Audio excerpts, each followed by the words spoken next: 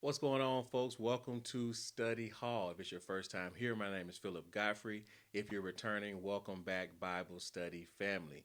And so, Study Hall is a Bible study that's built off of the scriptures in Matthew 6:33, where the Messiah tells us to seek ye first the kingdom of the Father and his righteousness, and all things shall be added unto you. So, we gather to study, to do just that, to see, seek, and serve the kingdom of the Father. All right. And so today we'll be continuing a study series that we began at the top of the year entitled From Creation to Revelation, where we're walking through the entirety of the Bible this year, book by book. And so today we will be looking at the entirety of Hosea, the book of Hosea. All right, chapters 1 through 14, the whole book. So let's go ahead. We got a lot of material to cover, so let's go ahead and jump in. A little background on Hosea is that Hosea is a prophet, and he's a prophet to Israel, to both the northern kingdom of Israel and also the southern kingdom of Israel. But primarily, Hosea is prophesying just before Israel, the northern kingdom, goes into exile to Assyria. Some of the theologians and some of the historical evidence or the historical writings of Hosea, tout him as being, they call him like the deathbed prophet, because he was the final prophet that was prophesying as they went, right before they went into exile and began to see the things that were spoken and decreed out of his mouth, and the prophets before him began to see these things actually come into play. And so when Hosea is prophesying these things, like the nation of Israel is at its height, or right after its height. So there's tons of money, very prosperous. The people are doing well. There's just a lot of opportunity and all those things. And so then here in comes Hosea, and the Father is using him as a sign, not only a mouthpiece, but also using his life as a sign to the people of Israel of what is to come in the future, and how the Father is seeing them in the season that they are in. So hopefully that's a little bit of background. So let's go ahead and jump in. And so as the book begins, we are told of the time period in which Hosea is operating as a prophet to the nation of Israel. And so it says here that the word of the Father came to him in the days of King Uzziah, King Jotham, King Ahaz, and King Hezekiah. These are all kings of Judah. And in the days of Jeroboam, the second Jeroboam of the king of Israel. And so this is the time period that we see Hosea operating in, and prophesying during, from the text. And so when Hosea first began receiving the word of the Father, he was told by the Father to marry a prostitute and then have children with her. This is probably one of the most well-known stories of the book of Hosea, is that the Father gave him instructions to marry a prostitute named Gomer. Well, he didn't tell her to marry Gomer. He goes and marries Gomer afterwards. But the Father tells him this because this marriage is going to be it's going to symbolize how the people of Israel have committed great whoredom in relation to the ways of the fathers. So Hosea is obedient. He goes, he marries Gomer, and then the Father also tells him to have children with her, to have children with the prostitute, and he wants him to have children with the prostitute so that these kids can be born in, to a prostitute, like to someone in that season who was continuing in that season of prostitution. We'll talk about that in a second. And so the first child that they have is named Jezreel. The Father tells them to name him Jezreel because the Father says that he will cause the kingdom of Israel to cease, and he will avenge the blood of Jezreel upon the house of Jehu. The next child that they have is named Lo Ruhamah. Um, please pardon my pronunciation, but Lo Ruhamah, the Father decrees that that should be their name because the Father was not going to have mercy on the house of Israel anymore, but he would have mercy on the house of Judah and save them. And then next we see that Gomer and Hosea, they have a son named Loami. And the Father tells them to name him Loami because he has decreed that the people of Israel were not his people and he will not be their God. All right.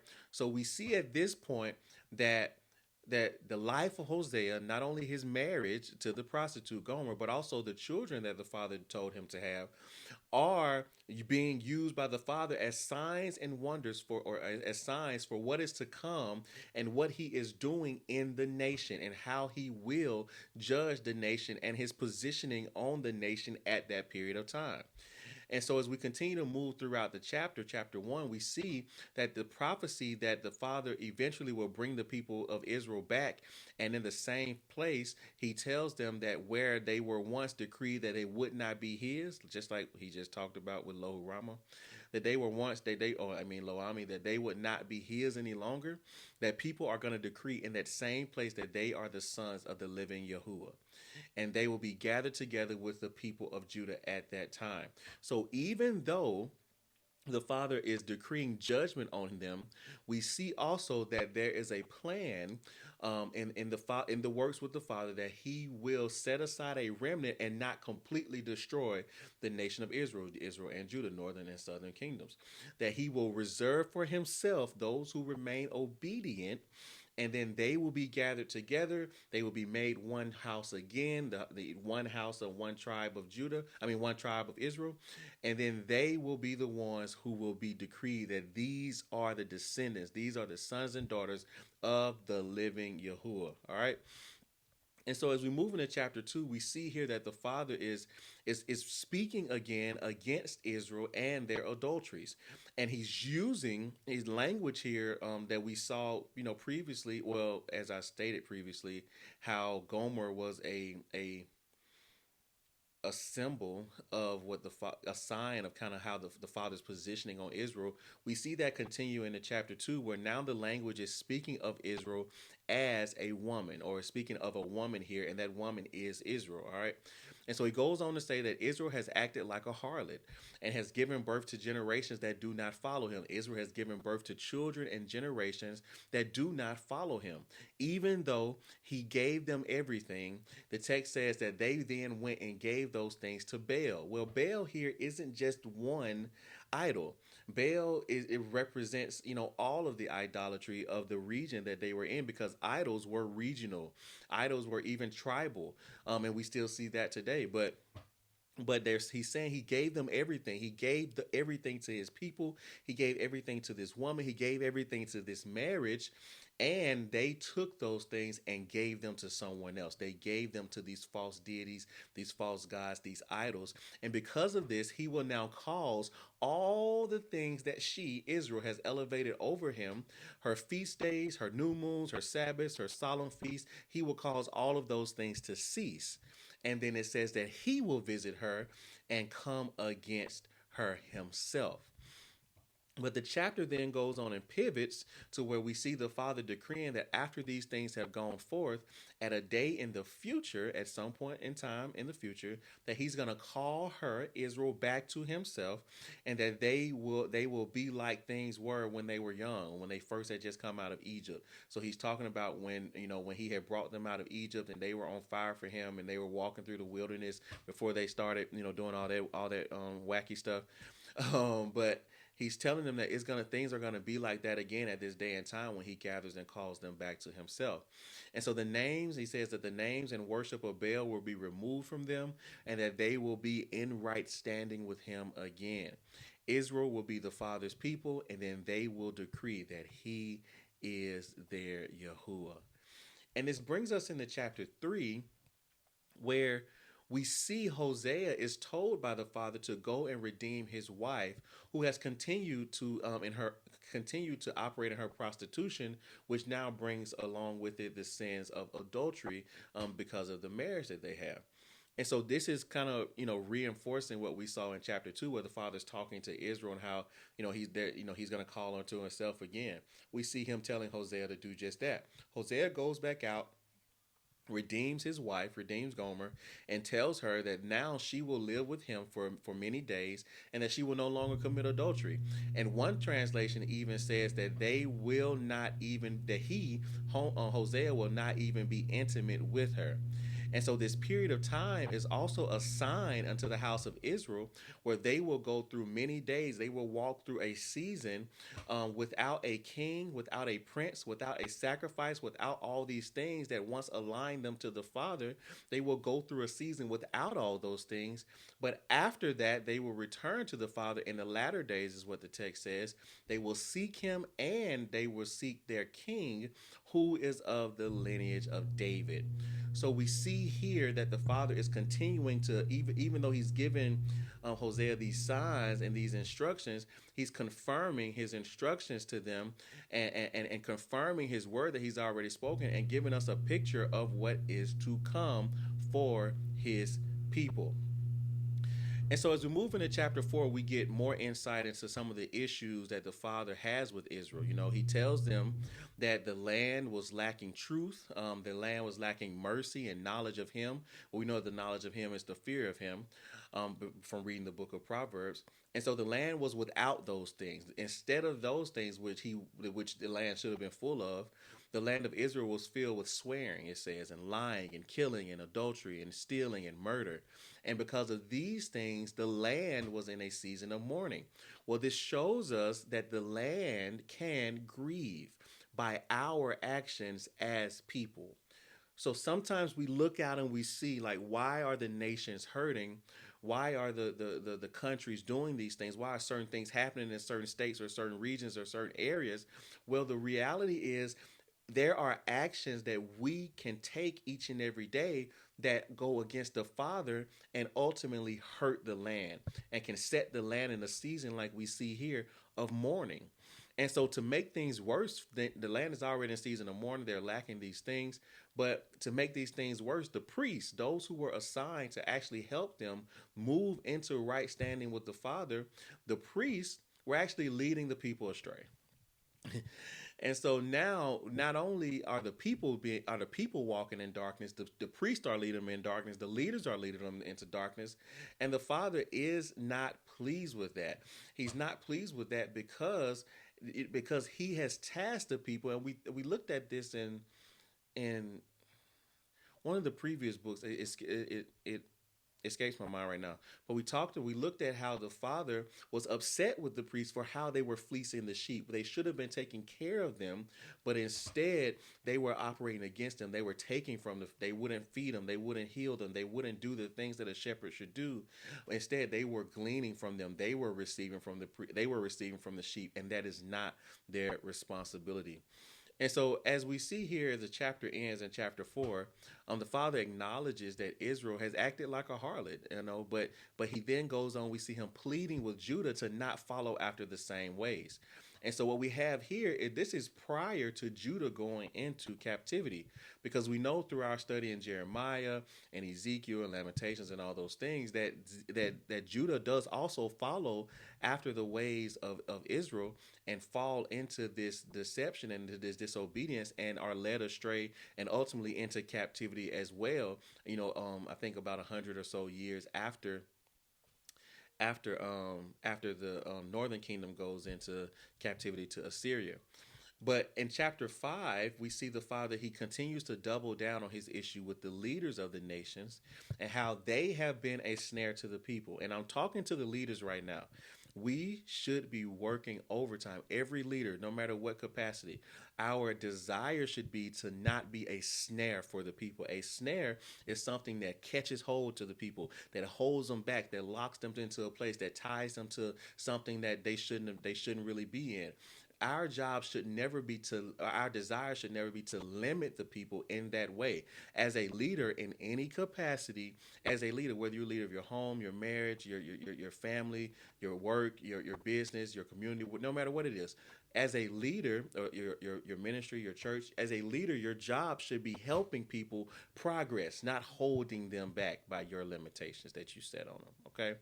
And so he talks about how the Father here talks about how Israel is in so deep in their pride will not allow them to actually change. May it never be said of us as leaders that we are so proud that we are unable to change and unwilling to remove the snares that awful people that we have placed on them.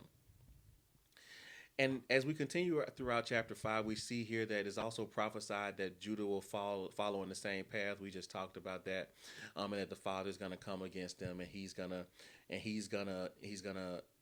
judge both the nations, both the kingdoms, both Israel and Judah, for the things that they have done, and no one will come and rescue them. So even though they sought for help, they were looking for their neighbors and looking for other countries to come and assist them, or the nations to come and assist them, none of them, according to the text, will come and rescue them at this period of time. But he tells them that after he's torn them down, that he will go back and he's going to wait until they acknowledge him and what he has and what they have done, and then they're going to turn and seek him again. And we know this to be the opportunity that they have to be gathered back when they seek him again. All right, let's keep moving. And so in chapter 6, what we see is a call for the people to return unto the Father. So now the Father has decreed these things, and the prophet here is and the leaders and whatnot, they are crying, no, the remnant, not the leaders, the remnant, they are crying here out. They're asking, pleading, petitioning for the people to return to the Father, to receive healing, to receive deliverance that he provides. But the Father responds to them and says, essentially, he tells them, I'm paraphrasing, that they aren't going to get it, that they aren't getting it. The people aren't listening. He's looking for mercy, but they're giving him sacrifices. He's looking for knowledge of him, which is really fear and reverence of him, but they're giving him burnt offerings. He's like, he desires mercy over sacrifice and the knowledge and the fear of him more than burnt offerings. But they were giving him these things that they could just do out of habit and out of ritual, instead of really setting aside and aligning themselves and giving him the priority and the intimacy that is required of communion with him. And so it goes on to say they have broken the covenant and now punishment must come.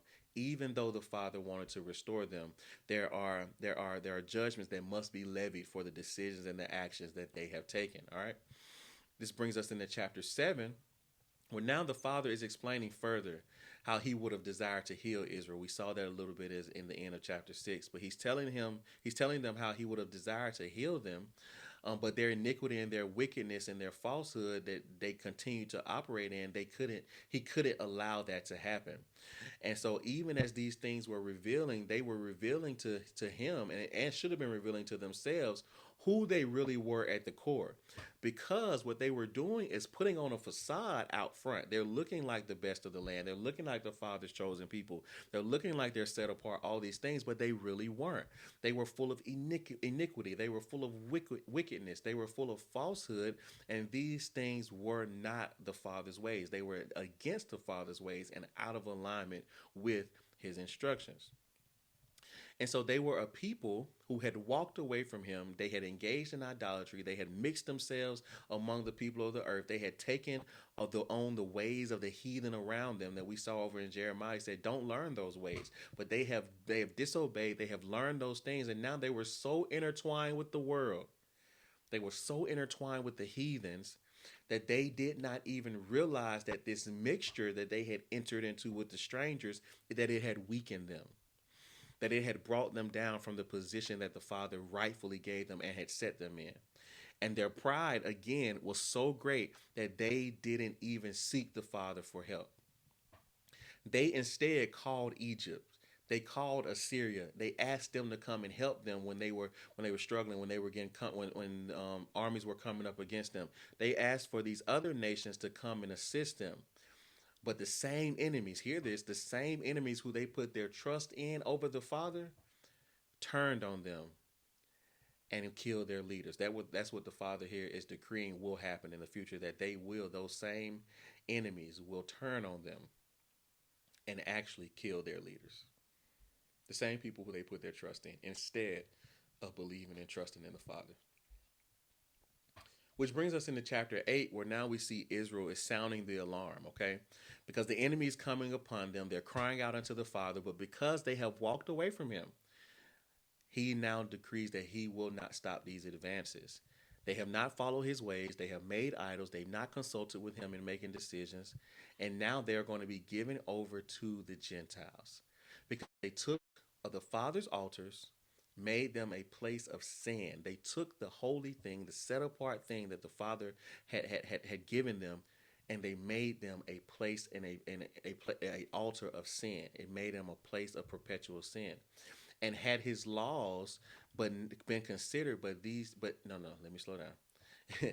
They made the altars a place of sin and made his laws strange. They considered his laws strange, and so essentially they forgot him. They walked away from him. They put their trust in their ability in others. They put their trust in their ability in themselves and their own strength. And the Father now is coming against them. He's judging them because these things require judgment. And something that we often miss, especially in these generations, is that there are decisions that require judgment. There are decisions on every level, at a national level, at an international level, at a more local level, at an individual level, at a familial level. There are decisions that require judgment. We live under the rules and guidelines and principles of a king, no matter what side you're on. Of a king, the Father, Yahuwah, who sits on the Ancient of Days, who sits on the throne in heaven. These are His laws that govern this earth, that govern this realm. And so the reality is that there are always consequences and judgments that are required for the decisions that we make, whether those decisions be in line with the Father or out of line with the Father. And I know we're not talking about that right now, but let's just keep going.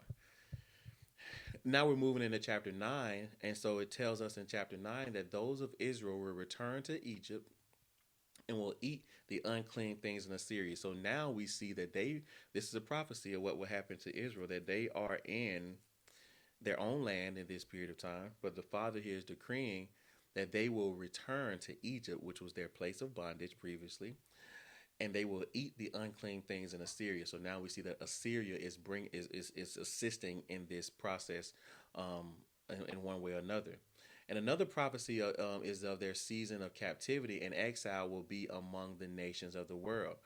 And the time for punishment has arrived. So the Father is not putting it off any longer. It says that they will be rejected by the Father because they refuse to listen and obey Him. And as the chapter ends, we see a decree go forward that they will be wanderers among the nations during this season of time. This is interesting because they went from a place of privilege, but the reality is that privilege has a certain level of requirement and expectation that they weren't willing to keep up with.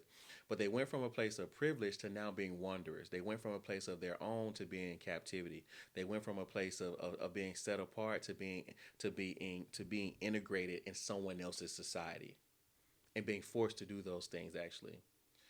And this theme continues into chapter 10, where we see more of the Father speaking to the sins of the nation and how judgment has come upon them for these things. He's professing His love for Israel, but he is like we in chapter.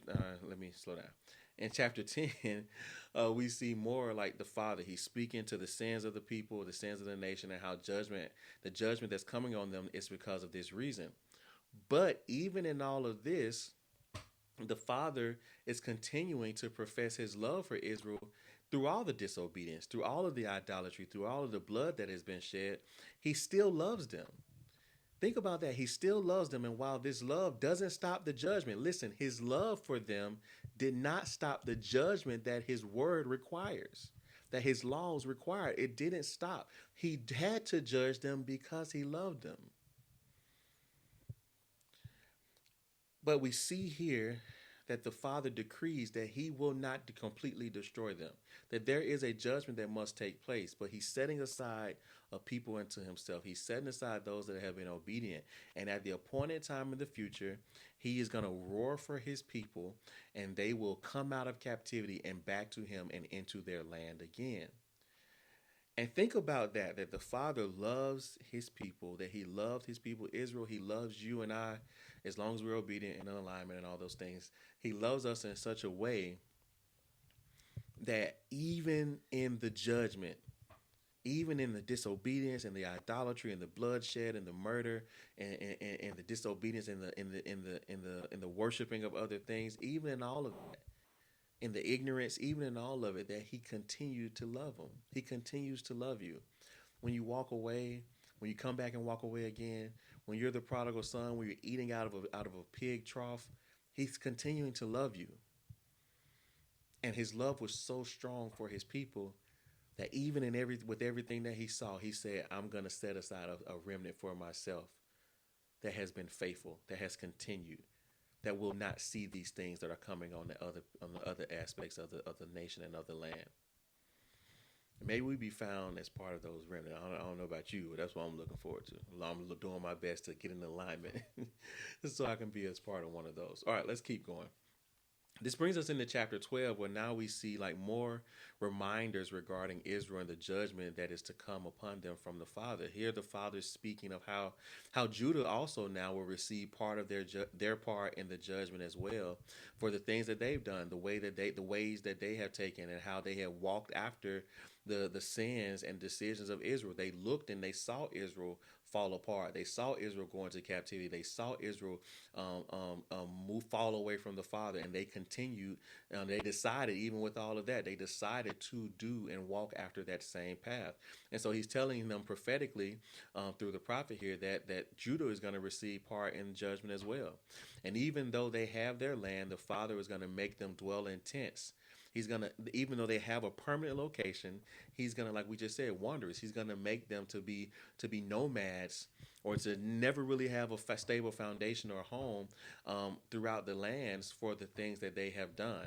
Because they provided him, they have received a sentence of blood shed as payment. Because they have done these things against him, they will now receive that sentence of bloodshed as payment. And that's the reality of what we're looking at here. I know people think that this is harsh, but there's no love without truth, and truth has a certain level of requirement and expectations. And when the text tells us that the Father does not change, he does not lie, that he's the same, that he's just, that he's faithful in all these things, well, this is the requirement of that. That there are going to be times when we do not like the outcomes and the consequences, but the reality is the Father has to do those things because he has bound himself by his nature and by his word and by his promises. Let's go ahead and finish up. Chapter 13 here is again addressing the idolatry of the people of Israel and how they had aligned themselves to Baal. It leads them to forget the Father and his ways. And ultimately, as we've discussed, numerous times throughout this lesson, in this study, that this brings loss and desolation unto the people. And finally, as the book ends, we enter into chapter 14. We first see a petition here to the people to return to the Father, to acknowledge that the idols and the leaders of the world cannot save them. And we see here that if they do this, the Father states that he will heal them and love them freely and turn his anger from them. This means that there is a part that they have to play. And there's often a part that we have to play. But the Father says that, hey, if you acknowledge the idols, if you acknowledge that the leaders of the world can't save you, if you acknowledge that only the Father can save you, that only I am here for you, that only I am the one that should be worshipped and should be followed and should be obeyed, if you do those things, then you will see the healing take place. You will see the deliverance go forth. You will receive a love that is free, and the anger will be gone. My anger will be turned away from you. I only wish that Israel had gotten it quicker, but that's neither here nor there. So I want us to look at the final two verses of the book in chapter 14. So Hosea 14, 8 and 9. And I normally am in the King James Version, but right now I'm reading from the NLT. And it says this: O Israel, I want to see if there's anything that we can take from this. O Israel, stay away from idols. I am the one who answers your prayers and cares for you. I am like a tree that is always green. All your fruit comes from me. Let those who are wise understand these things. Let those with discernment listen carefully. The paths of the Lord the Father are true and right, and righteous people live by walking in them. But in those paths, sinners stumble and fall. So my question to you today is this: are you walking and living in the paths that the Father has set, or do you find those paths to be a stumbling place for you? Just a thought. All right. I love you. That's all I got. But more importantly than that, the Father loves you. Listen, let him love you. Start before you're ready and don't stop. I'll see you guys next time, and we'll be looking at Joel, the entire book of Joel, and the entire book of Amos. Talk to you soon.